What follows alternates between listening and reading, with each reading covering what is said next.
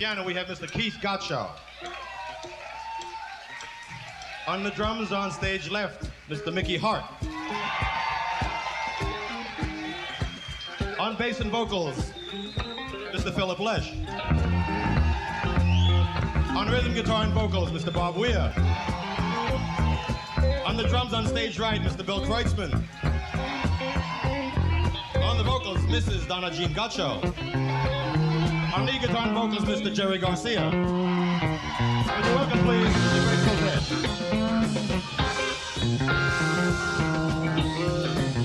Dead. Chapter 11, A Vision for You.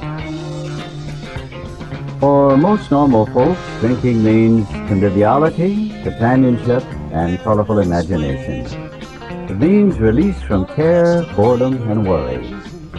It is joyous intimacy with friends and a feeling that life is good. But not so with us. In those last days of heavy drinking, the old pleasures were gone. They were but memories. Never could we recapture the great moments of the past. There was an insistent yearning to enjoy life as we once did, and a heartbreaking obsession that some new miracle of control would enable us to do it. There was always one more attempt and one more failure. The less people tolerated us, the more we withdrew from society, from life itself. As we became subjects of King Alcohol, shivering denizens of his mad realm, the chilling vapor that is loneliness settled down. It thickened, ever becoming blacker. Some of us sought out sordid places, hoping to find understanding, companionship, and approval. Momentarily we did. Then would come oblivion and the awful awakening to face the hideous four horsemen: terror, bewilderment, frustration, despair. Unhappy drinkers who read this page will understand. Now and then, a serious drinker, being dry at the moment, says, "I don't miss it at all. Feel better, work better, having a better time." As ex-problem drinkers, we smile at such a sally. We know our friend is like a boy whistling in the dark to keep up his spirits. He fools himself. Inwardly, he would give anything to take half a dozen drinks and get away with them. He will presently try the old game again, for he isn't happy about his sobriety. He cannot picture life without alcohol. Someday he will be unable to imagine life either with alcohol or without it. Then he will know loneliness such as few do. He will be at the jumping-off place. He will wish for the end. We have shown how we got out from under.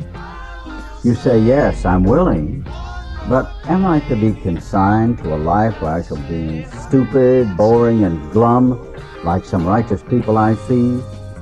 I know I must get along without liquor, but how can I? Have you a sufficient substitute?" Yes, there is a substitute, and it is vastly more than that. It is a fellowship in Alcoholics Anonymous. There you will find release from care, boredom, and worry.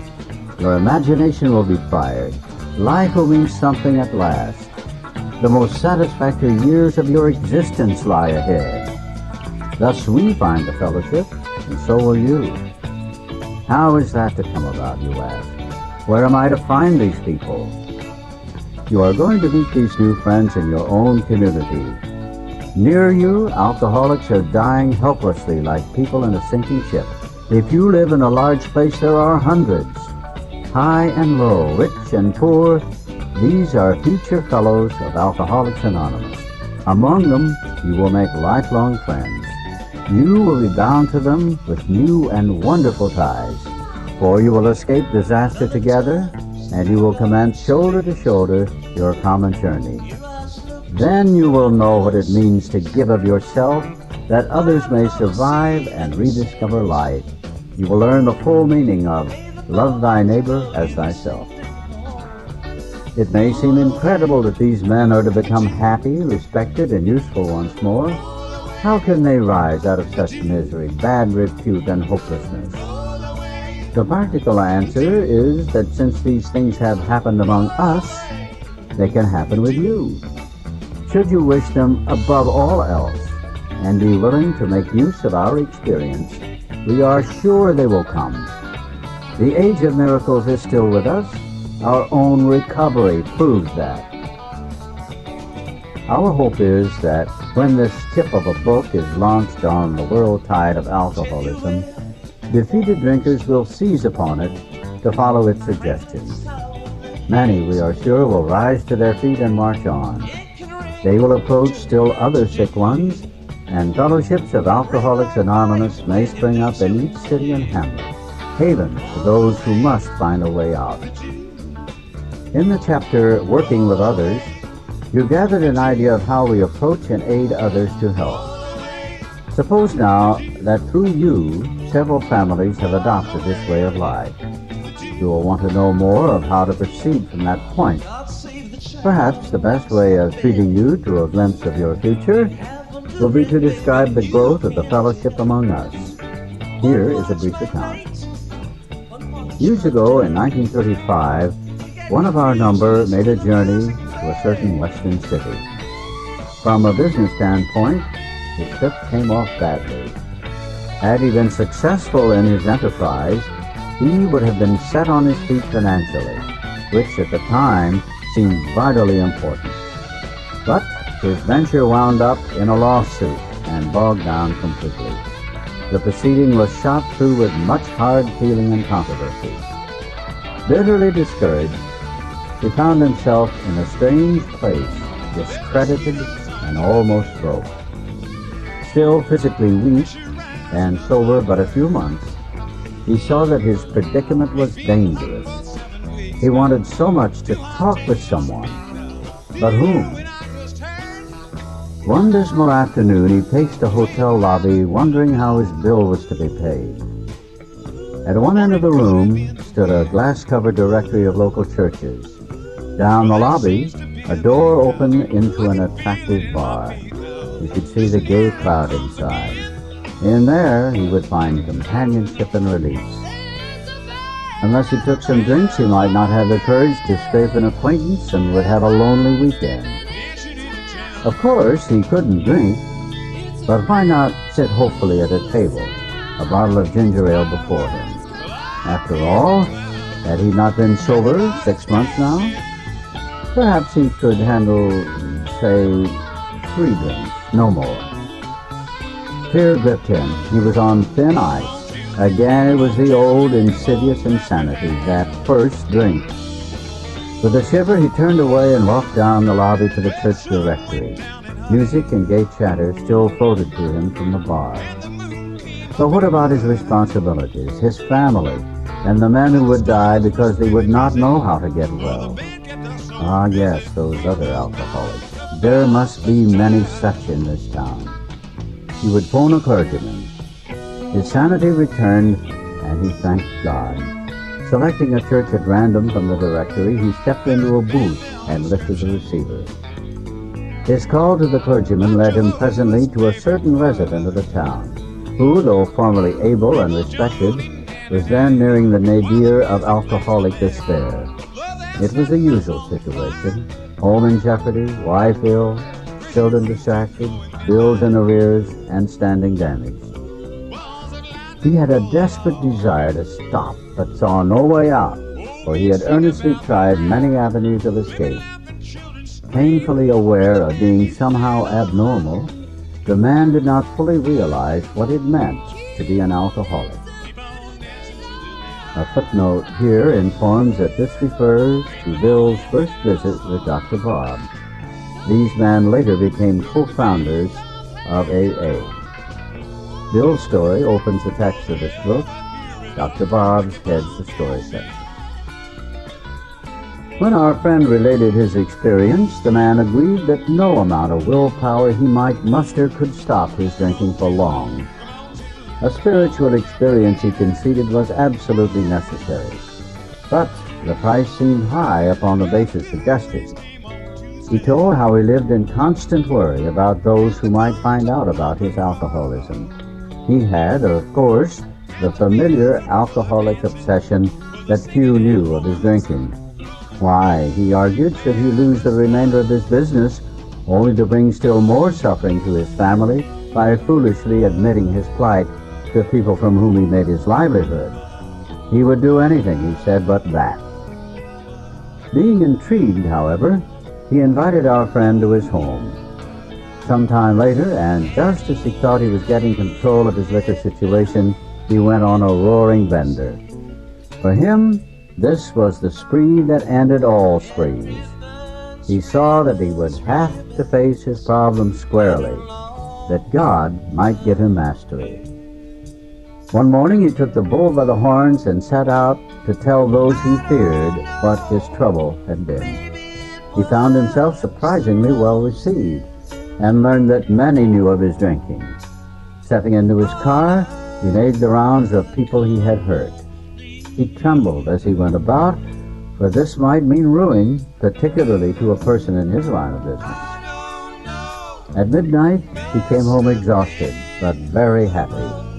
He has not had a drink since. As we shall see, he now means a great deal to his community, and the major liabilities of 30 years of hard drinking have been repaired in 4. But life was not easy for the two friends. Plenty of difficulties presented themselves.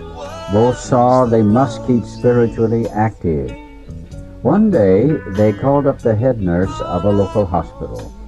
They explained their need and inquired if she had a first-class alcoholic prospect. She replied, "Yes, we've got a corker. He's just beaten up a couple of nurses. Goes off his head completely when he's drinking. He's a grand chap when he's sober, though he's been in here 8 times in the last 6 months. Understand he was once a well-known lawyer in town, but just now we've got him strapped down tight." A footnote tells us that this refers to Bill's and Dr. Bob's first visit to AA number 3. This resulted in AA's first group at Akron, Ohio in 1935. Here was a prospect, all right, but by the description, none too promising. The use of spiritual principles in such cases was not so well understood as it is now. But one of the friends said, "Put him in a private room. He'll be down." 2 days later, a future fellow of Alcoholics Anonymous stared glassily at the strangers beside his bed. "Who are you fellows, and why this private room? I was always in a ward before," said one of the visitors. "We're giving you a treatment for alcoholism." Hopelessness was written large on the man's face as he replied, "Oh, but that's no use. Nothing would fix me. I'm a goner. The last 3 times I got drunk on the way home from here. I'm afraid to go out the door. I can't understand it." For an hour, the two friends told him about their drinking experiences. Over and over he would say, that's me, I drink like that." The man in the bed was told of the acute poisoning from which he suffered, how it deteriorates the body of an alcoholic and warps his mind. There was much talk about the mental state preceding the first drink. "Yes, that's me," said the sick man, "the very image. You fellows know your stuff all right, but I don't see what good it'll do. You fellows are somebody. I was once, but I'm a nobody now. From what you tell me, I know more than ever I can't stop." At this, both visitors burst into a laugh. Said the future fellow anonymous, "Damn little to laugh about that I can see." The two friends spoke of their spiritual experience and told him about the course of action they carried out. He interrupted. "I used to be strong for the church, but that won't fix it.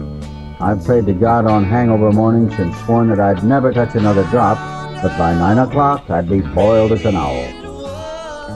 Next day found the prospect more receptive. He'd been thinking it over. "Maybe you're right," he said. "God ought to be able to do anything." Then he added, "He sure didn't do much for me when I was trying to fight this booze racket alone." On the 3rd day, the lawyer gave his life to the care and direction of his Creator. said he was perfectly willing to do anything necessary. His wife came, scarcely daring to be hopeful, though she thought she saw something different about her husband already. He had begun to have a spiritual experience. That afternoon, he put on his clothes and walked from the hospital a free man.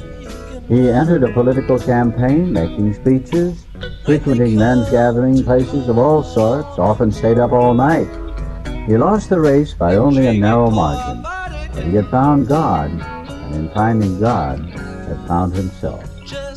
That was in June 1935. He never drank again. He, too, has become a respected and useful member of his community. He has helped other men recover and is a power in a church from which he was long absent. So you see, there were 3 alcoholics in that town who now felt they had to give to others what they had found or be sunk.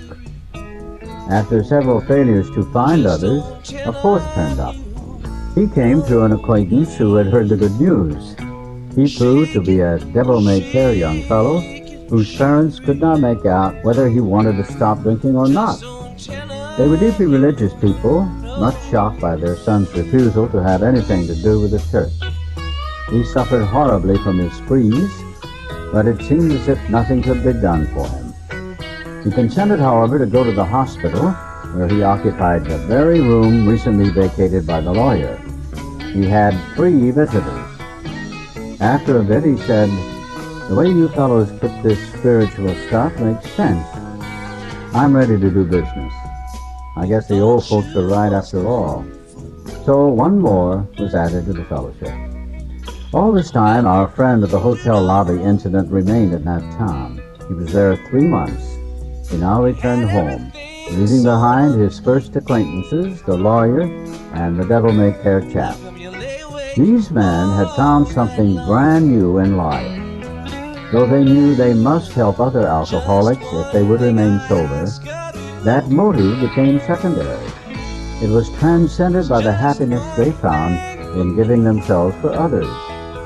They shared their homes, their slender resources, and gladly devoted their spare hours to fellow sufferers.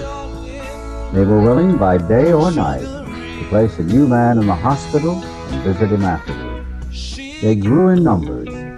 They experienced a few distressing failures, but in those cases, they made an effort to bring the man's family into a spiritual way of living, thus relieving much worry and suffering.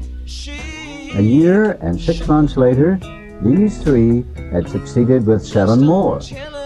Seeing much of each other, scarce an evening passed that someone's home did not shelter a little gathering of men and women, happy in their release and constantly thinking how they might present their discovery to some newcomer. In addition to these casual get-togethers, it became customary to set apart 1 night a week for a meeting, to be attended by anyone or everyone interested in a spiritual way of life.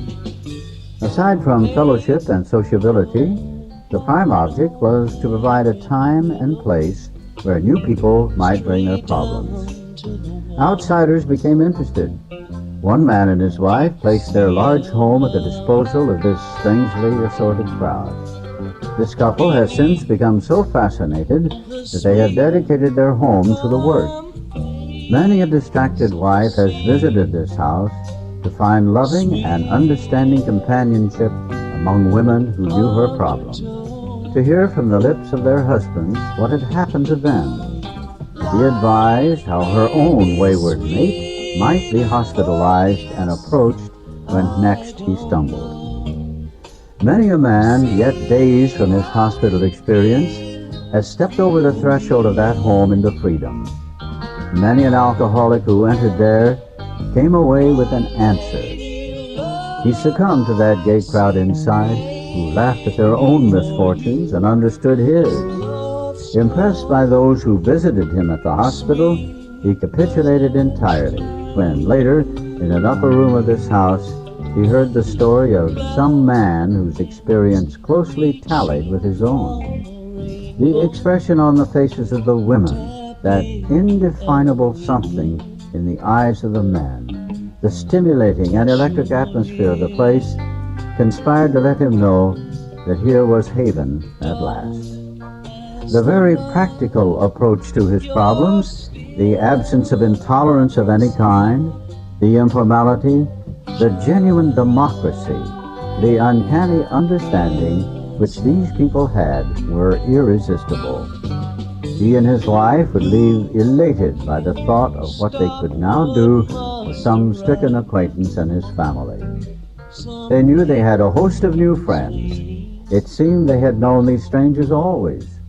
They had seen miracles, and one was to come to them. They had visioned the great realities, their loving and all-powerful Creator. Now this house will hardly accommodate its weekly visitors, for they number 60 or 80 as a rule. Alcoholics are being attracted from far and near. From surrounding towns, families drive long distances to be present. A community 30 miles away has 15 fellows of Alcoholics Anonymous. Being a large place, we think that someday its fellowship will number many hundreds. A footnote reminds us here that this was written in 1939. The life among Alcoholics Anonymous is more than attending gatherings and visiting hospitals. Cleaning up old scrapes, helping to settle family differences, explaining the disinherited son to his irate parents, lending money and securing jobs for each other when justified, these are everyday occurrences. No one is too discredited or is sunk too low to be welcomed cordially if he means business. Social distinctions, petty rivalries, and jealousies, these are laughed out of countenance. Being wrecked in the same vessel, being restored and united under one God, with hearts and minds attuned to the welfare of others, the things which matter so much to some people no longer signify much to them.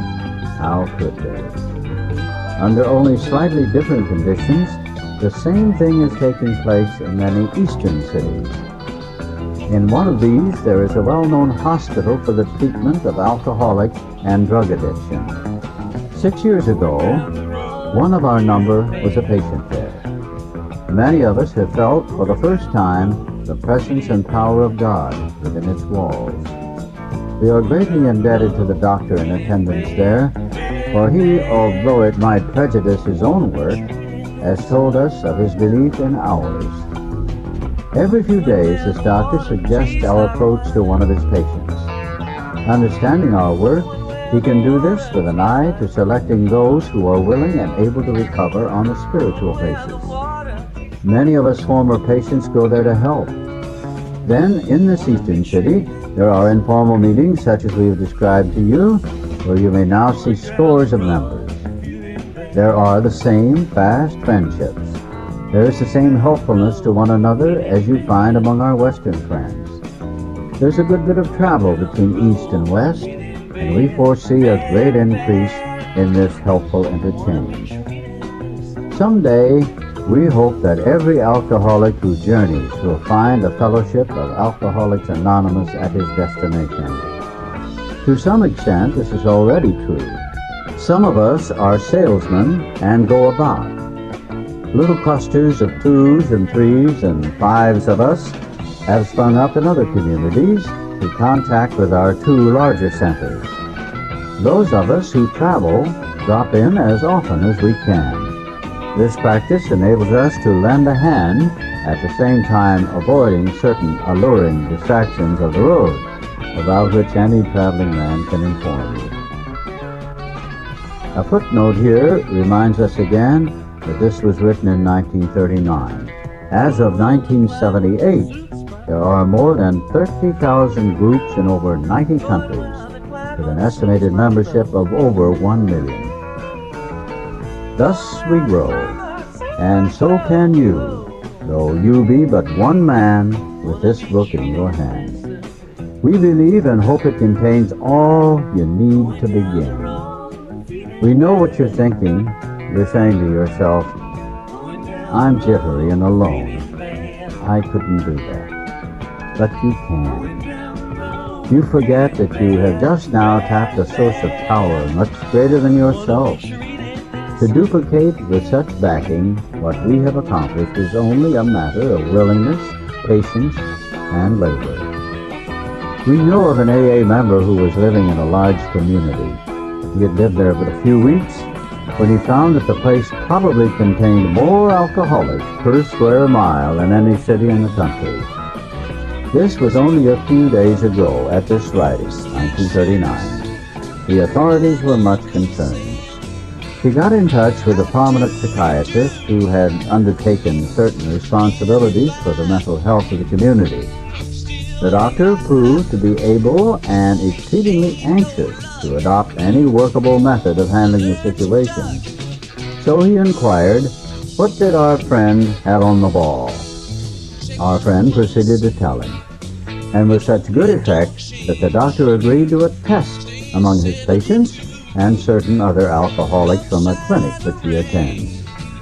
Arrangements were also made with the chief psychiatrist of a large public hospital to select still others from the stream of misery which flows through that institution. So, our fellow worker will soon have friends galore. Some of them may sink and perhaps never get up. But if our experience is a criterion, more than half of those approached will become fellows of Alcoholics Anonymous. When a few men in this city have found themselves and have discovered the joy of helping others to face life again, there will be no stopping until everyone in that town has had his opportunity to recover if he can and will. Still, you may say, but I will not have the benefit of contact with you who write this book. We cannot be sure. God will determine that. So you must remember that your real reliance is always upon Him. He will show you how to create the fellowship you crave. A footnote here, Alcoholics Anonymous will be glad to hear from you. Address P.O. Box 459, Grand Central Station, New York, New York, 10017.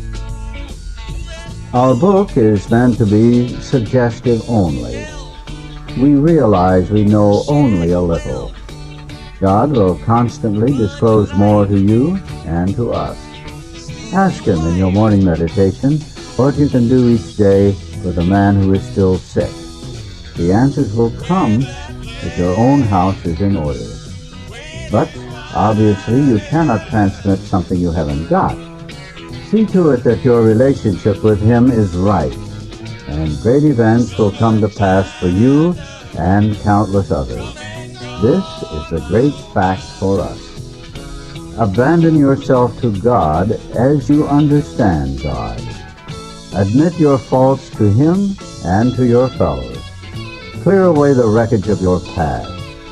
Give freely of what you find and join us. We shall be with you in the fellowship of the Spirit, and you will surely meet some of us as you trudge the road of happy destiny. May God bless you and keep you until then.